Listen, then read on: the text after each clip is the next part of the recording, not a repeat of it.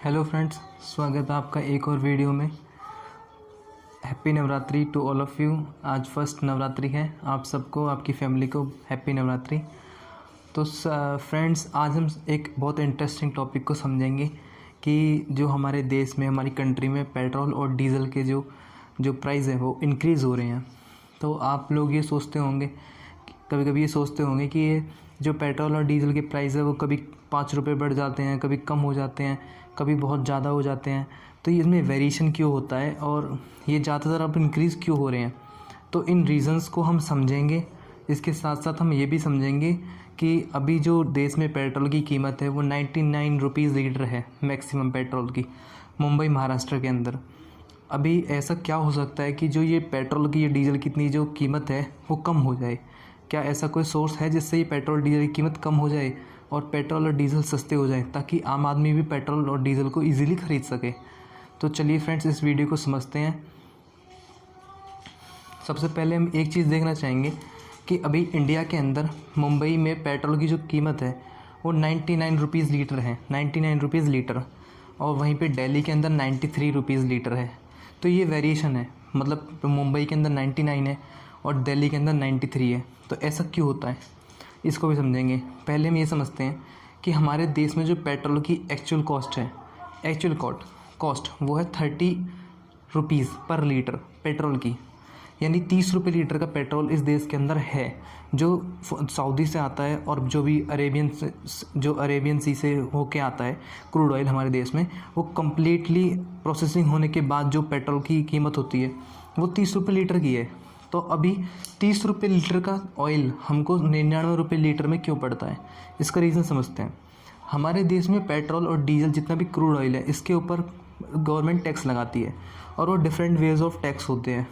कोई होता है जो सेंटर गवर्नमेंट लगाती है, एक्साइज टैक्स, और एक होता है वैल्यू एडिड टैक्स, यानी कि वैट टैक्स। तो टोटल 70% टैक्स में से 40% सेंट्रल गवर्नमेंट यानी केंद्र की सरकार, और जो 30% है वो स्टेट गवर्नमेंट वो वैल्यू एडिड टैक्स यानी कि वैट। आपने बहुत सुना होगा न्यूज़ में कि वैट बढ़ा दिया, तो वो यही है, वैट बढ़ जाता है।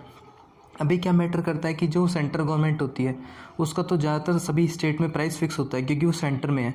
तो 28 स्टेट के लिए उसका प्राइस फिक्स है कि इतना हमने जो एक्साइज टैक्स लगाना है वो इतना फिक्स है, इतने पेट्रोल के ऊपर, मतलब इतना उनका रेशियो फिक्स होता है। लेकिन इसका जो वैट का जो वो है, मतलब टैक्स, हर स्टेट गवर्नमेंट का मैटर करता है कि वो ज़्यादा करती है कम करती है। अभी सबसे ज़्यादा जो टैक्स लगाती है वो महाराष्ट्र की गवर्नमेंट लगाती है। महाराष्ट्र की गवर्नमेंट 30 से 35% तक टैक्स लगाती है, जिससे पेट्रोल के दाम वहाँ पे 99 रुपीज़ लीटर हो गए हैं। वहीं पे मुंबई की गवर्नमेंट थोड़ा कम लगाती है, 93 है। अभी हम एक चीज़ और समझने की कोशिश करेंगे कि जो बाकी के देश हैं, हमारे पड़ोसी देश हैं, उनमें पेट्रोल की क्या कीमत है, क्योंकि उनको भी समझना बहुत ज़रूरी है। क्योंकि हम अपने फ्रेंड्स को देख के ही बहुत अच्छे से समझ पाते हैं कि हमें को क्या चेंज करना चाहिए, वो भी समझते हैं। देखिए सर, हमारा सबसे अच्छा फ्रेंड, अच्छा कैसा भी कहो, पाकिस्तान, इसके अंदर पेट्रोल का प्राइस है 51 रुपीज़ लीटर, 51 रुपीज़ पर लीटर, जो कि हमसे बहुत ज़्यादा गरीब देश हैं, लेकिन वहाँ पे भी 51 रुपीज़ पर लीटर का ऑयल मिलता है। श्रीलंका और इंडिया दोनों का ऑयल एक साथ आता है सऊदी से, एक ही शिप में। जो ऑयल हमारे इंडिया में आता है वो श्रीलंका से होते हुए तमिलनाडु, और जो हमारे जो नॉर्थ एंड साउथ के जो हमारे ईस्ट एंड वेस्ट के जो हमारे तट हैं, वहाँ से होके हमारा पेट्रोल डीजल समुद्र के रास्ते से इंडिया में आता है। तो वही समुद्र के रास्ते में हमें श्रीलंका पड़ता है। तो हमारा और श्रीलंका का ऑयल एक साथ ही आता है। तो ऑयल भी एक साथ आने के बावजूद भी वहाँ पे जो पेट्रोल का प्राइस है वो 60 रुपीज़ पर लीटर है। वहीं पे नेपाल के अंदर 68 है। अच्छा, और इन तीनों देशों के अंदर आप देख रहे होंगे 51 रुपीज़, 60 रुपीज़, 68 रुपीज़, और इंडिया के पेट्रोल के देखते हुए बहुत कम है प्राइस को देखते हुए। तो ऐसा क्या है कि यहाँ पे मतलब कम में मिलता है? इसका कारण है कि यहाँ की जो स्टेट गवर्नमेंट है और जो सेंट्रल गवर्नमेंट ने, उनका जो टैक्सेशन है वो एक साथ है, कंबाइन है। लेकिन हमारा कंबाइन नहीं है। हम क्या करते हैं, स्टेट गवर्नमेंट अलग टैक्स लगाती है, सेंट्रल गवर्नमेंट अलग टैक्स लगाती है, जिसके कारण हमारे जो पेट्रोल की एक्चुअल कॉस्ट है वो बढ़ जाती है। अभी अगर हम देखें 40% अगर निकालें टोटल परसेंटेज ऑफ जितना क्रूड ऑयल के अकॉर्डिंग निकालें, तो हमारा 39 रुपये मतलब 1 लीटर पेट्रोल पे हमारे 39 रुपये सेंट्रल गवर्नमेंट को जाते हैं। वहीं पे 29 रुपीज़ हमारे स्टेट गवर्नमेंट को जाते हैं। अभी उत्तर प्रदेश गवर्नमेंट की बात कर रहा हूँ कि वहाँ 30% वैट लगता है।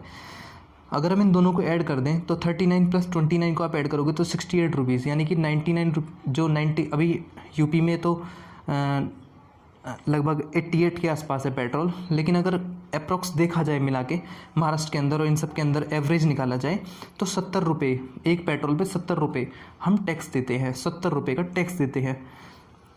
इस टैक्स से क्या होता है, जो हमारा 2020 का रेवेन्यू था, टोटल रेवेन्यू ऑफ मतलब पूरे देश का जो रेवेन्यू है वो 2.2 लाख करोड़ था सिर्फ पेट्रोल और डीजल से। वहीं पे 2021 में 1.45 लाख करोड़ है अप्रैल तक, यानी 4 महीने में पेट्रोल के दाम इतने बढ़ चुके हैं कि 1.4 लाख करोड़ इतना रेवेन्यू इंडिया को इस टाइम पे मिल रहा है। अच्छा, ये तो सब हुई बात मतलब कि क्या हो रहा है, कैसे हो रहा है। अब हम बात करते हैं कि ऐसा क्या करें जिससे कि पेट्रोल और डीजल की जो कीमत है वो कम हो जाए। फ्रेंड्स, आपको बहुत अच्छे से पता है कि क्योंकि आप सब लाइफ में सब ये सब चीज़ देखते रहते हो, तो एक जब आप किसी शॉप पे जाते हो या कुछ भी खरीदते हो, तो यहाँ तक कि एक फ़ोन भी खरीदते हो तो वो बोलता है आपका इतने % का GST लगेगा। तो ये GST क्या है? ये है गुड्स एंड सर्विस टैक्स। इस गुड्स एंड सर्विस टैक्स का मतलब ये है कि पूरे देश में बहुत सारे इनडायरेक्ट टैक्स हैं, जैसे कि VAT tax, sale tax, excise tax. अब इन सारे टैक्सेस को हटा दिया गया है इंडिया के द्वारा बहुत सारी चीज़ों के ऊपर और GST लगा दिया गया, यानी कि गुड्स एंड सर्विस टैक्स, यानी कि पूरे देश में कोई भी इनडायरेक्ट टैक्स नहीं होगा, एक डायरेक्ट टैक्स होगा जो होगा GST। तो उसकी जो मैक्सिमम रेंज है वो 28% है। 28% तक किसी भी एक प्रोडक्ट पे मैक्सिमम 28% तक GST लगाया जा सकता है। तो अभी जो GST काउंसिल है और मतलब जो इंडियन गवर्नमेंट ने, उन्होंने मिलकर एक मीटिंग की थी मार्च में और ये डिसाइड किया, इस चीज़ के ऊपर चर्चा की कि क्या जो क्रूड ऑयल है, मतलब जो पेट्रोल और डीजल है, क्या इसको GST में लेके आना चाहिए। तो इस प्रकार की सहमति बनने की संभावना है कि बहुत जल्दी GST में पेट्रोल और डीजल को लेके आया जाएगा। अगर GST में पेट्रोल और डीजल को लेके आया जाता तो क्या होगा, इसको समझते हैं। क्योंकि मैक्सिमम GST 28% की लगती है। अगर हमारी क्योंकि GST जो होती है वो क्रूड ऑयल के ऊपर नहीं लगती, वो सेल्स हैं, जो सेल्स है क्रूड ऑयल है और डीलर्स का जो टैक्स है उन सबको मिला के लगाई जाती है। तो अगर उन सबको मिला के GST 28% की लगाई जाए तो देश में पेट्रोल की कीमत होगी 70 रुपये लीटर और डीजल की होगी 65 रुपीज़ लीटर। लेकिन अब हम बात समझते हैं। अच्छा, अगर आपको ये समझ में आया कि अगर GST लगती है तो डीजल और पेट्रोल के दाम अपने आप ही 25 से 30 रुपये कम हो जाएंगे, तो आम आदमी के लिए बहुत इजी हो जाएगा कि वो पेट्रोल और डीजल को खरीद सके। लेकिन आप ये सोच रहे होंगे कि जब इतना सब ईजी है तो ऐसा होता क्यों नहीं है। ऐसा होता इसलिए नहीं है क्योंकि जो GST काउंसिल है उसके अंदर सभी स्टेट के अपने अपने कैंडिडेट होते हैं, अपने अपने प्रतिनिधि होते हैं और वो इस चीज़ को बहुत ज़ोरों से अपोज करते हैं। क्यों? क्योंकि अगर स्टेट गवर्नमेंट का वैट ख़त्म हो जाएगा तो उनका रेवेन्यू का एक रिसोर्सेज ख़त्म हो जाएगा, क्योंकि GST का जितना भी रेवेन्यू होता है वो सीधा सेंट्रल गवर्नमेंट को जाता है। सेंट्रल गवर्नमेंट उसको सभी स्टेट्स में, यूनियन टेरिटरी में डिवाइड करती है उनके परसेंटेज के अकॉर्डिंग, परफॉर्मेंस के अकॉर्डिंग। लेकिन अगर वो तो GST में चला जाएगा, लेकिन अगर पेट्रोल डीजल को GST में लेके आ जाता है तो GST में जाने के बाद सारा जो रेवेन्यू है सेंट्रल गवर्नमेंट को जाएगा। और स्टेट इस चीज़ के लिए बिल्कुल नहीं चाहते कि सारा रेवेन्यू सेंट्रल गवर्नमेंट को जाए। वो चाहते हैं कि हमारे लिए भी रेवेन्यू बचे और जिससे हम अपने जो देश, मतलब अपने स्टेट की जो इकोनॉमी है उसका बजट तैयार कर सकें, उसको अच्छे से एक्सरसाइज कर सकें। तो फ्रेंड्स, आपने सब कुछ समझा और उम्मीद है आपको पेट्रोल डीजल को जो GST में लेके आने की बात चल रही है वो समझ में आई होगी। और ऐसी वीडियो देखने के लिए ज़रूर सब्सक्राइब करें और वीडियो को लाइक भी करें, हो सके तो शेयर भी करें। Thank you so much. Happy Navratri.